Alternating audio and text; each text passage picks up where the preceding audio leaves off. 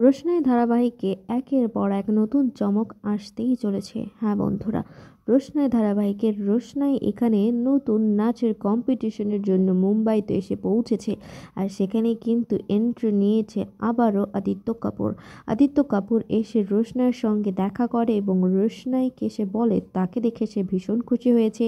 সে চায় রোশনাই যেন তার সঙ্গে সিনেমায় অভিনয় করে, যেটা শুনে রোশনাইয়ের একদমই বিশ্বাস হচ্ছিল না। রোশনাই তাকে বলে, আমার এতটুকু যোগ্যতা নেই যে আপনার মতো অত উঁচু মানের এত গুণী একজন শিল্পীর সঙ্গে সিনেমায় অভিনয় করার সুযোগ পাবো। তখন কিন্তু আদিত্য কাপুর তাকে বলে যে তুমি কোনো রকম চিন্তাভাবনা করবে না, আমি কালই একজন প্রডিউসারের সঙ্গে তোমার মিটিং ফিক্স করে দেব।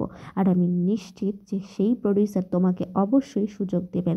আর তুমি কিন্তু অনেক ট্যালেন্টেড, নিজেকে কোনো সময় ছোট ভাববে না। আর তোমার হাজবেন্ড কোথায়? কি জানি তা তুমি তাকে বলতে স্যারজি বলে। আর তখন কিন্তু রোশনাই বলে যে আমি এই ব্যাপারে কোনো কথা বলতে চাই না। আর তারপর কিন্তু আদিত্য কাপুর একটা বড় ফিল্মের অফার নিয়ে রোশনাইয়ের কাছে আসবে।